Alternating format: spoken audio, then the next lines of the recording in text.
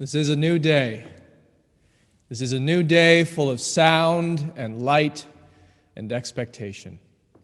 This day has been waiting for you.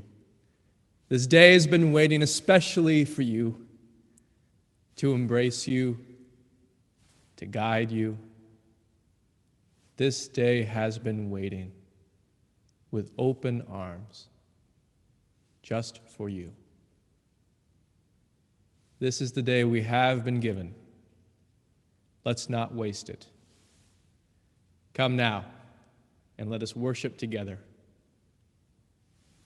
Welcome, everybody. My name is Reverend Joseph Boyd. It is my pleasure to welcome you into this virtual space, live here at 1105 Elm Street on the corner of Elm and Illinois in Youngstown, Ohio, one of the best cities in the world. I welcome all our friends and members in the Youngstown, Mahoning County area. I welcome all our friends and members in Pennsylvania, in Meadville, in Hermitage. I welcome all our friends and members in Trumbull County. I welcome all our friends from across the country, from coast to coast, from California to New York, to South and South Carolina, Colorado. I welcome all our international friends from Brazil, from the Dominican Republic, Europe, and other places. This faith community for over a century has been a bastion, a sanctuary for those who are marginalized in this community in the Youngstown, Northeast Ohio region. And it now is such a gift that we can offer this worldwide to everybody in sharing our mission of who we are. For over a decade, we have waved a rainbow flag outside our sanctuary right on Elm Street to signify this place as a sanctuary, a true place that can hold our LGBTQ plus family in a loving embrace. We have put on the face of our church a Black Lives Matter banner to signify to our community and to ourselves that racism and systems that support racism must transform if we are to become the beloved community.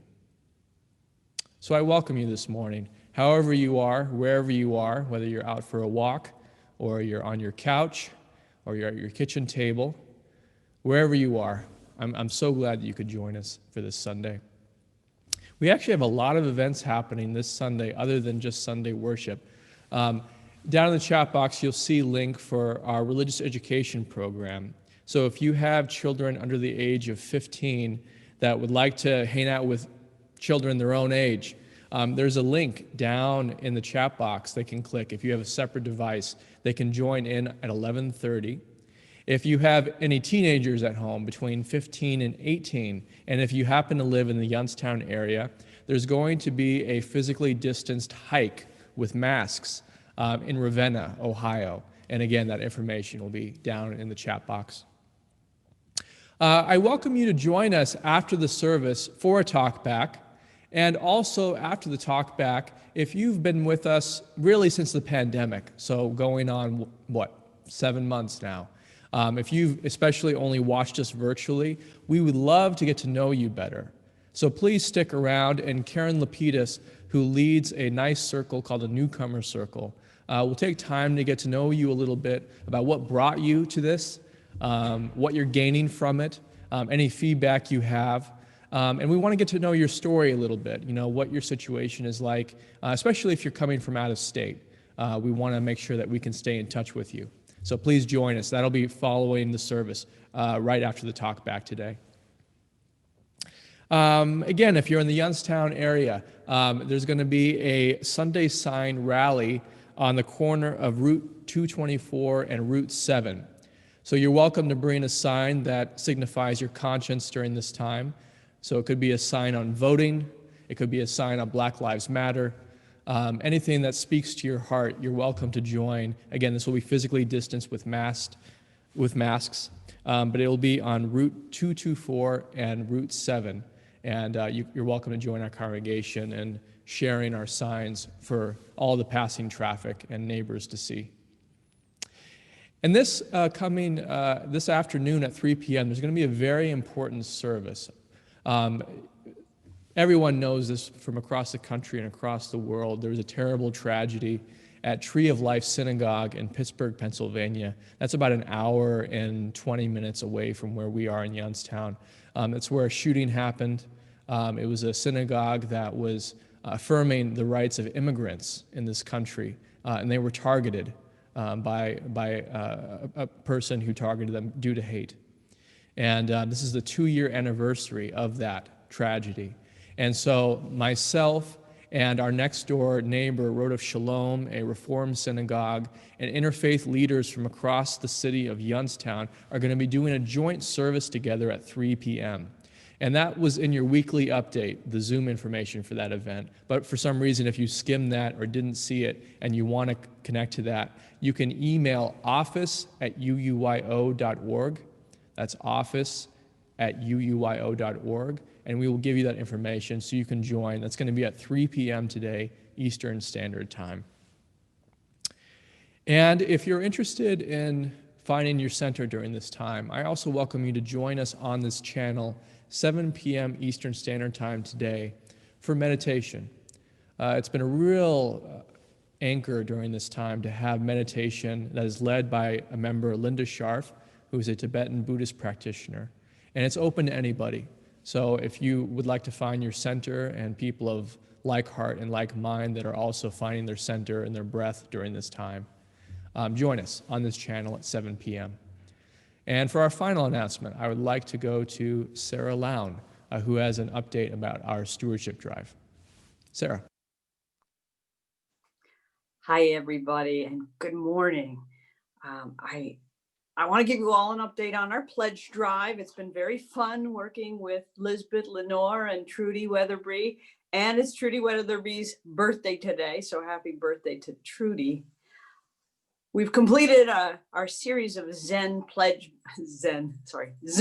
meetings, and they were a lot of fun. The discussions were wonderful, and I want to thank everybody who joined in those discussions because they were very beneficial, and we had a few laughs. And that's part of what this whole experience has been since COVID. Nearly every day, the church has a Zoom meeting or phone conversations between members, keeping each other in touch, carrying each other through. And that's why the theme of the pledge drive is carrying each other through, because that's what we're up to here. And I want to update you now. We have good news and we have ghoulish news. First, the good news, we're halfway home. That is, we've met half the goal for the fund drive. And the ghoulish news is Drop Dead Day is Halloween, all right? Drop Dead, that is, we need all the pledges, the other 50% in a week's time. So I hope you'll take the time today, maybe even during the service or directly after the service, go over to UUYO.org, right at the top, there's a little box that says Give Online.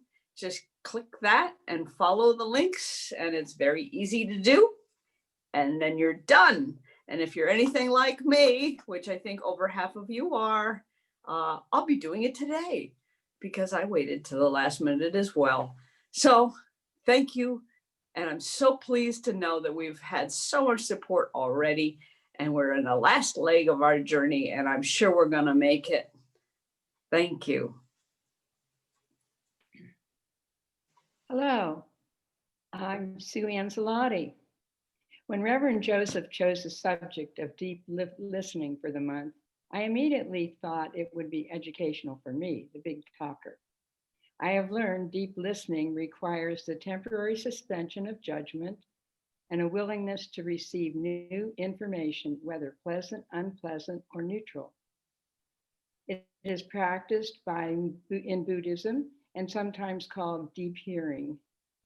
Rumi, the Turkish poet, wrote about it in the 13th century, and Australian Aboriginals have a practice of listening in several ways into nature. It can be a healing practice. Most of us are so busy trying to achieve things, we find it hard to slow down.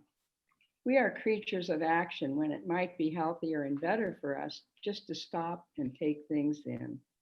I'm going to read a poem by Mary Eliz, written in 2017. Let us listen. Just for a while, let us silence our minds and open our hearts. Just for a while, let us listen from within. Listen, not to gain knowledge, not to formulate questions, rather to chance upon sacred bonds and profound wisdom. Just for a while, let us not seek information or answers. Let us not rouse the intellect, but embrace the spirit. Let us not rouse the intellect, but embrace the spirit. If thoughts cloud the brain, let them pass. If replies tingle on the tongue, let us breathe them away silently. Return to them later, but here in this precious time of sharing, let us listen. Let the words wash over us and seep into a still quiet pool.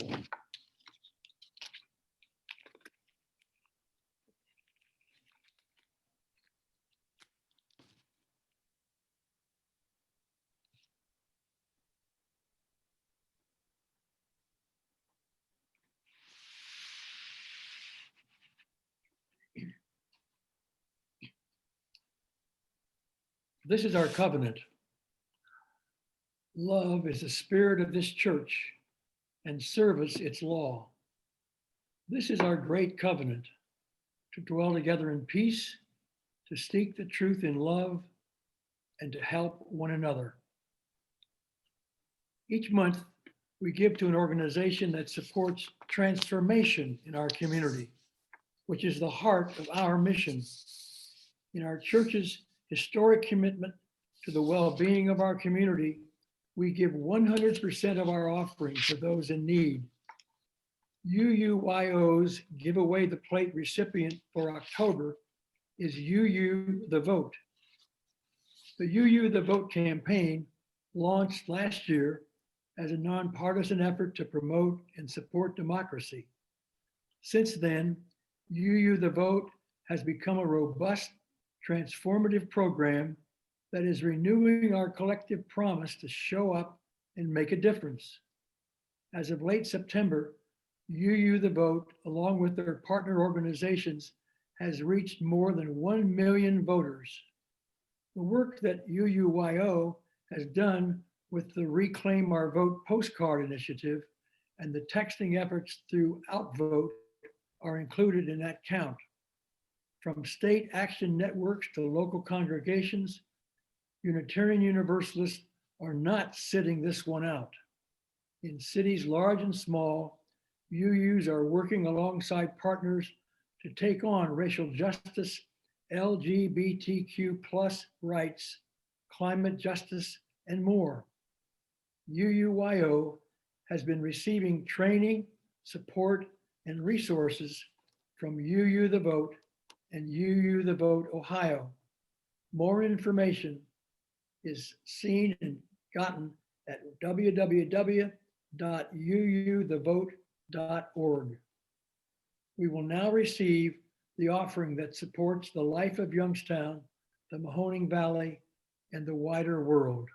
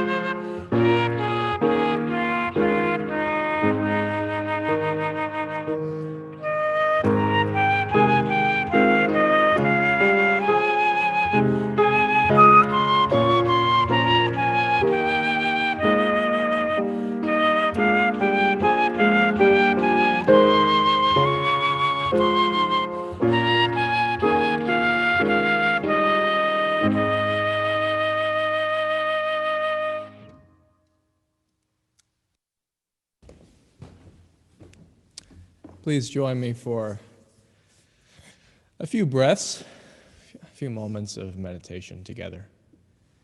And again, this is something that you can do while you're walking. If you're walking, just notice your breath in your body. Or if you're sitting or lying down, just, be still and quiet.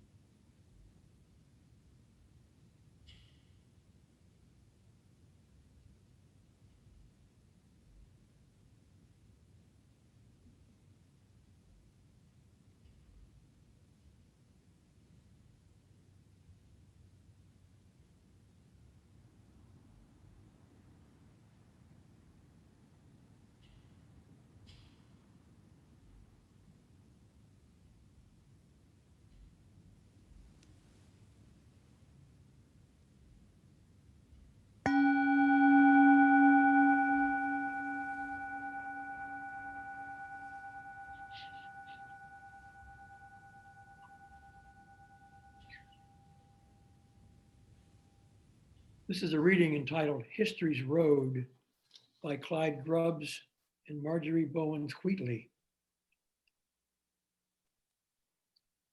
Source of life, the road of history is long, full of both hope and disappointment. In times past, there have been wars and rumors of wars, violence and exploitation, hunger and homelessness, and destruction of this earth, your creation.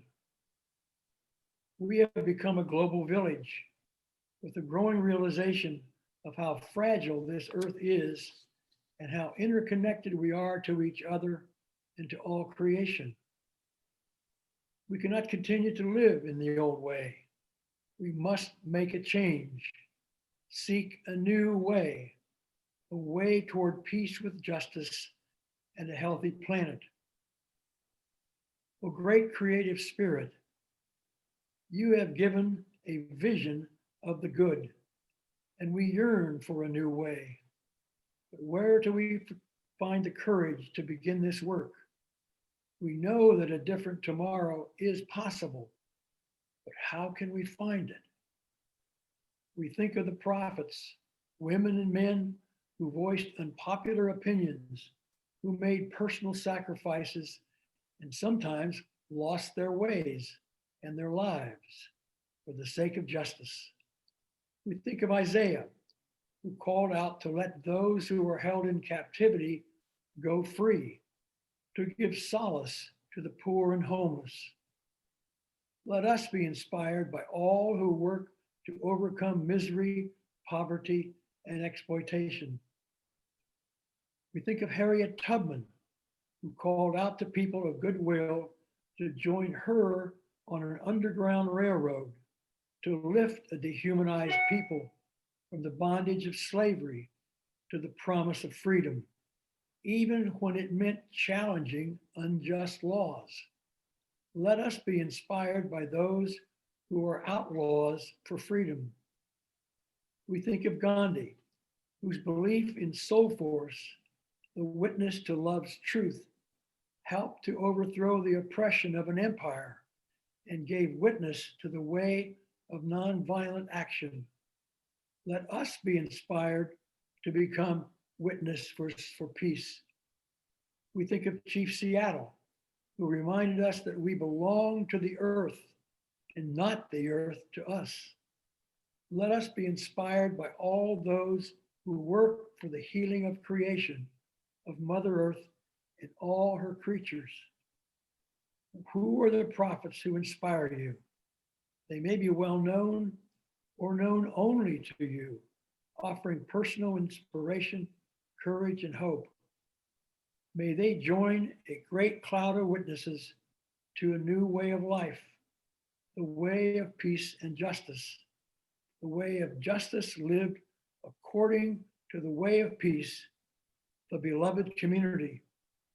So may it be. Amen.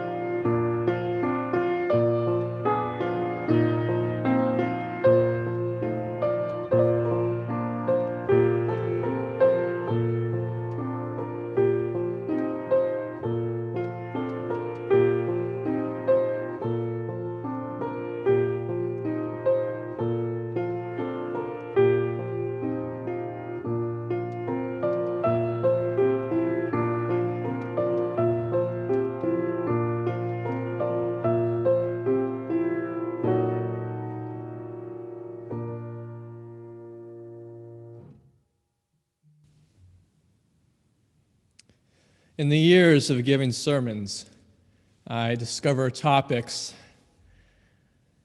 which I've never covered before. As the topic of this month is deep listening, I've let that be the intention for myself this month, to listen deeply. In the process of just listening, being without judgment or management, I've discovered that there is a lot of anger. A lot of people are angry at how relentless this time is on so many fronts, regardless of identity or political persuasion. There is understandable anger at the systems of justice and government that continually fail us as a people.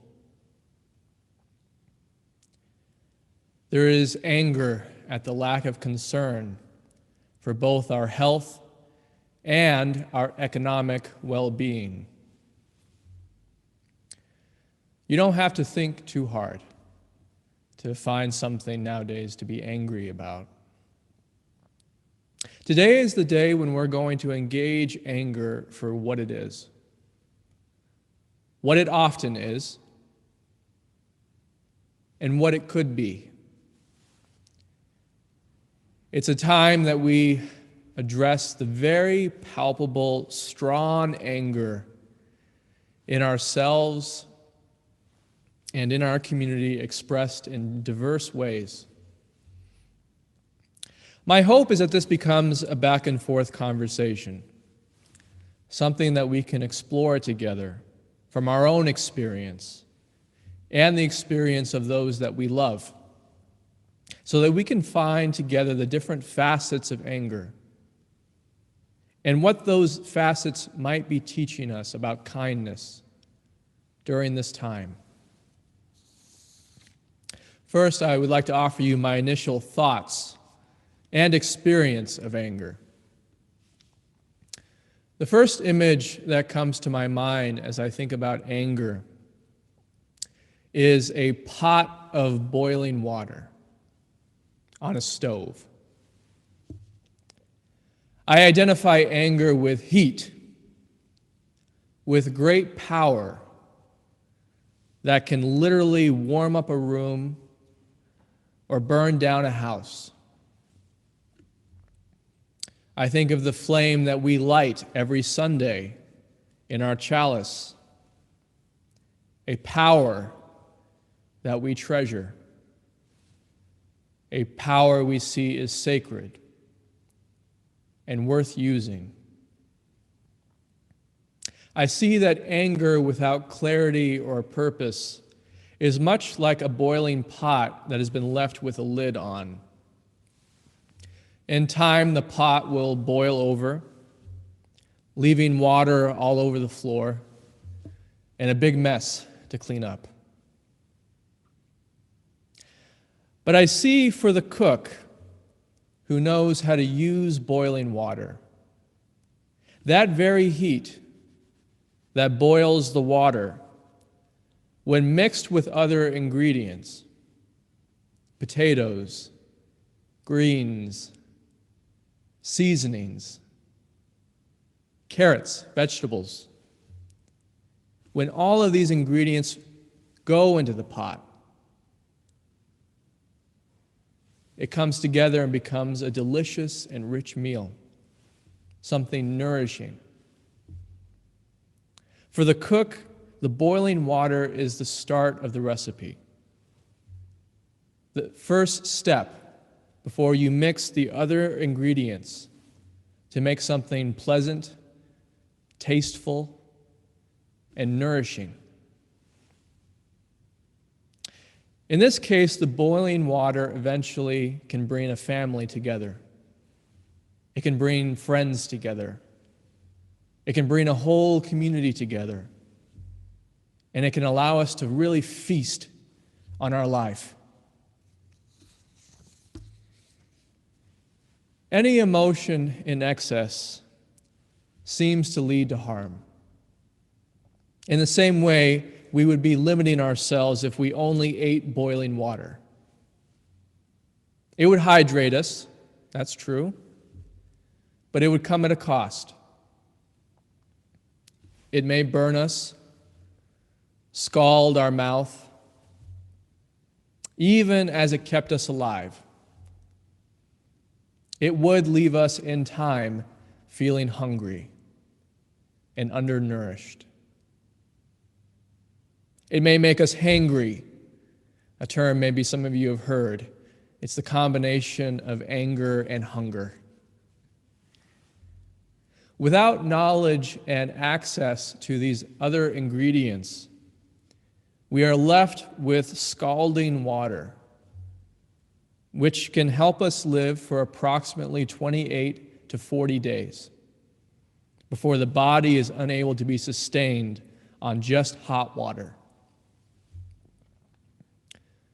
But again, once we gain knowledge and access to these other ingredients, and this is also an important element, we learn how to control the temperature so we can add heat and turn it up to meld and mix and create.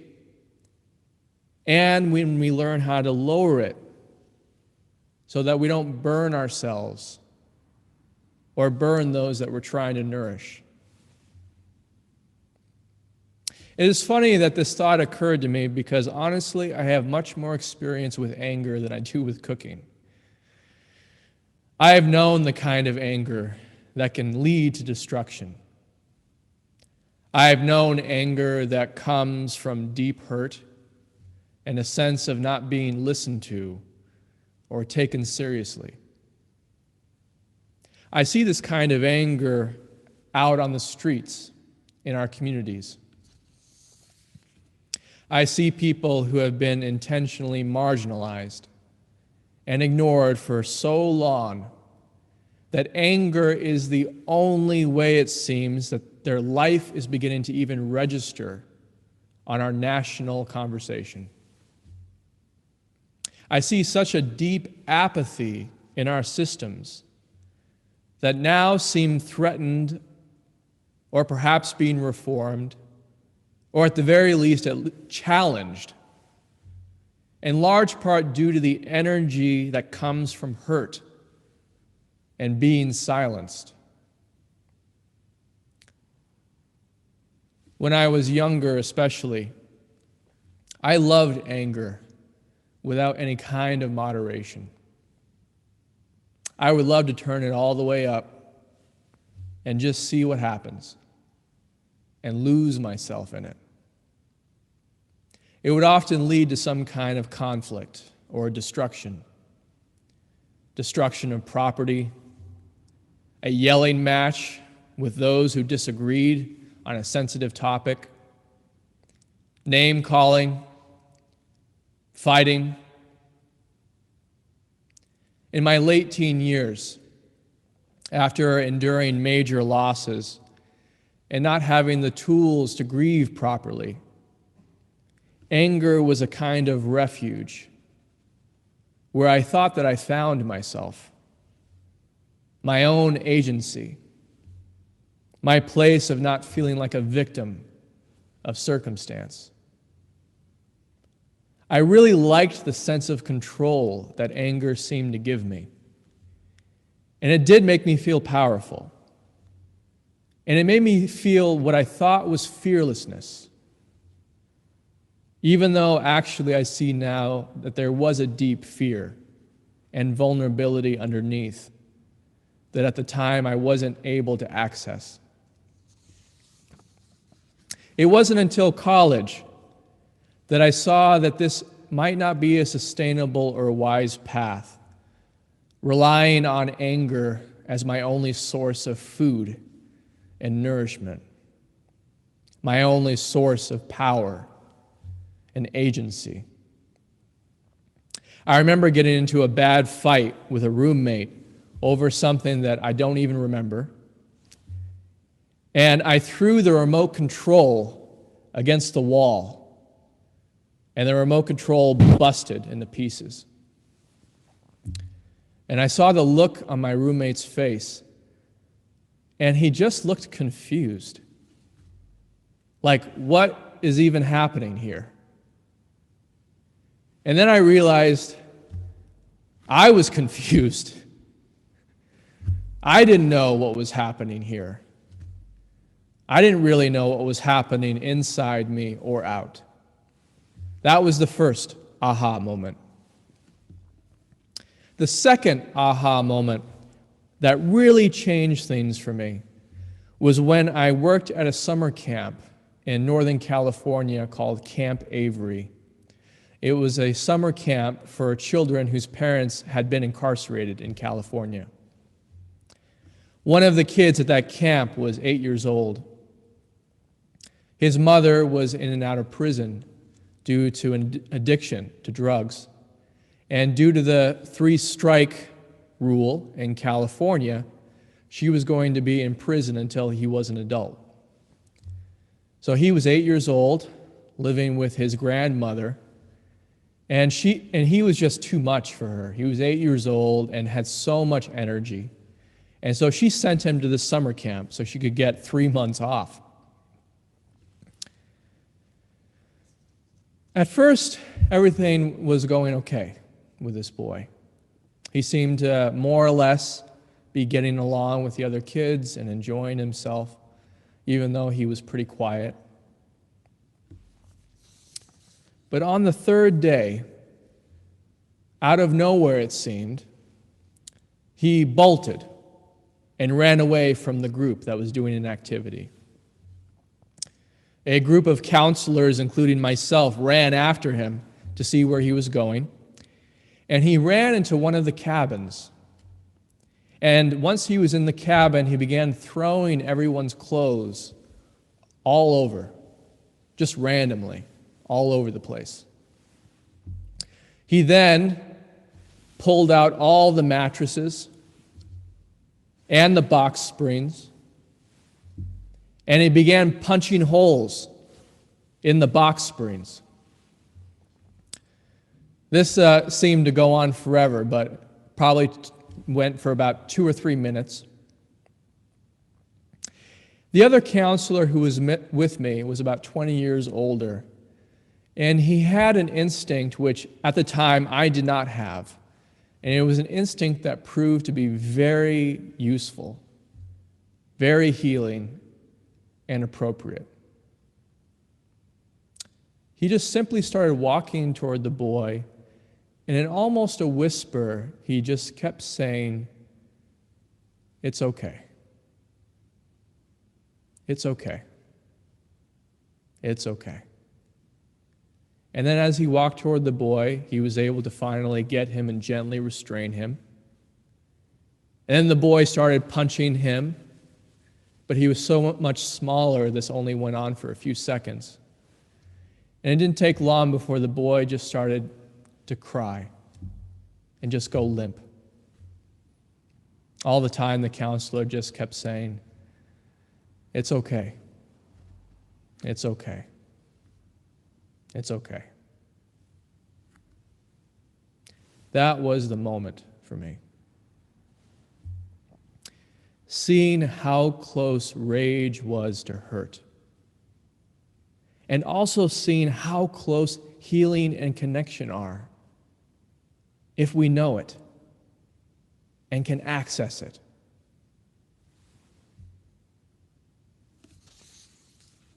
In some way, I realized that I was both the young boy and the older counselor. I was both of these tendencies inside me. And with practice, I could bring them together. I didn't know this consciously then, but I knew it deep down. I witnessed that healing was possible. And not only was it possible, it was right there all along. It was a common ingredient. If only we knew how to gain knowledge and access it. I learned a lot at that camp. We played a game where half of the players were told to put an H and pin it onto their shirt. And the job of the H's was to tag all the other players who didn't have an H. And once the person got tagged, they had to go and pin an H to their shirt. Well, eventually at the end of the game, every single player had an H. And the woman who's facilitating the group, she asked all the players, "So what does the H stand for?" And without giving much of a pause, she said, "Hurt." The H stands for hurt. And then she went on to say something which maybe you've heard, but at the time I had never heard. She said, "Hurt people hurt people." She went on to say that when we are in a place of hurt, actively hurting, often when we come in encounter with another person, we are very likely to hurt them. I have definitely found this to be true. I've seen this to be true in personal relationships. I've seen it true in social justice movements. I've seen it true in churches. I've seen it true in every kind of organized social dynamic, families, workplaces, all of it. Hurt people hurt people. But there is an aspect of this that took me years to comprehend and fully appreciate. Everybody is hurt. It took me years to see that. Everybody is hurt. Every single one of us. The difference between those who are hurt and cause more hurt and those who are hurt and bring healing is the knowledge and access to these other ingredients besides just hurt. Some of these other ingredients are community, a community that holds you accountable and mirrors your best self and your highest aspirations. Some of these other ingredients are access to basic tenderness and kindness. Kindness for ourselves and kindness from supportive others. Another key ingredient that gives hurt some kind of constructive direction is vision, a path that is both realistic and hopeful, pragmatic and aspirational. These ingredients in and of themselves are not rare, actually. They're actually common. But too many of us feel like these ingredients are just too far out of reach. I would argue that a church like ours supplies these ingredients. If you invest yourself little by little over time, I think you will discover those ingredients. There are other communities out there that also supply these ingredients. So all is to say is that this experience has given me a certain perspective on anger we see now reaching national proportions. I see that anger is not bad, and it's not something to avoid, dismiss, or shame. Anger is not only natural, it actually is a crucial ingredient of our life. It's an ingredient that can inspire us and give us a sense of urgency and motivation. It can literally give us heat to get us up off our seat if it is handled skillfully. If it is handled skillfully. For those who are angry and lack these skills, I feel compassion. Because for many years, I also lacked these skills. And it was such a relief to learn that there was another way, even though at the time, for many years, I didn't even know that. I'm not naive to think that every person who holds anger is immediately going to choose this path of finding these other ingredients. I think each of us in our own way has to be hungry enough to realize that we need real nourishment. And the fumes of anger, though powerful and critical, don't make a meal in and of themselves. They're only the beginning. I think we are called to be cooks during this time, all of us, metaphorically and perhaps literally. Our people need real food during this time. Our people need real nourishment. They and we need to have access to the ingredients that make a full life and help us heal from our losses and give us avenues for our anger. So I see my and our collective role during this time is to embody these other ingredients and to share them widely and generously. This is part of the reason why I think it is so important that we attend rallies and public expressions of social outrage and demands for justice. We attend, yes, because we are angry too, but also I think because we can embody through our very presence that there are other ingredients out there that when connected to anger become nourishing and sustainable and rich. It's taken me a little while, but I see how empowering it is to know that I can keep the heat now through my own choice on a nice, slow, steady heat.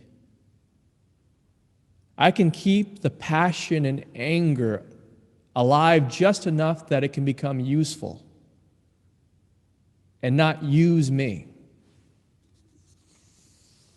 So yes, anger has a critical role in positive transformation. Anger is great at getting us out of being staid or complacent, lethargic, and listless. Anger can motivate us, inspire us, and it can teach us. It can enlighten us and force us to hear what we've been too committed to not hearing for far too long. Anger can be the beginning of a great movement for positive change and transformation. Anger can show us what we care about, and it can show us where we are wounded. And though this is uncomfortable, knowing where we are wounded, individually and as a people, is very valuable information. But it's not the only ingredient to transformation. Loving community, kindness, tenderness, understanding, empathy. Anger can bring life to all these wonderful ingredients and bring them together, galvanizing us into seeing who we might become and who we might be, and in truth, who we've been all along. Please pray with me. Spirit of love, we are grateful for the opportunity to be alive today. We are grateful for the ability to connect to each other virtually through this medium so that we can share our lives with each other and our wisdom. Please help us to be gentle with ourselves.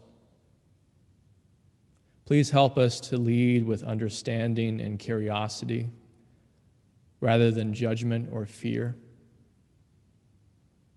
Please give us the courage to continue to act for justice and for well-being of ourselves and our community. Please help us to walk the path of truth and healing together. Amen.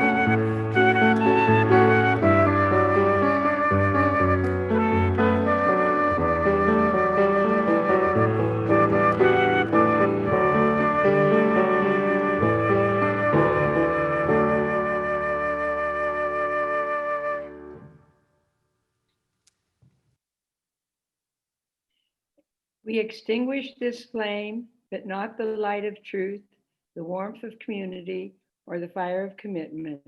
These we keep in our hearts until we meet again.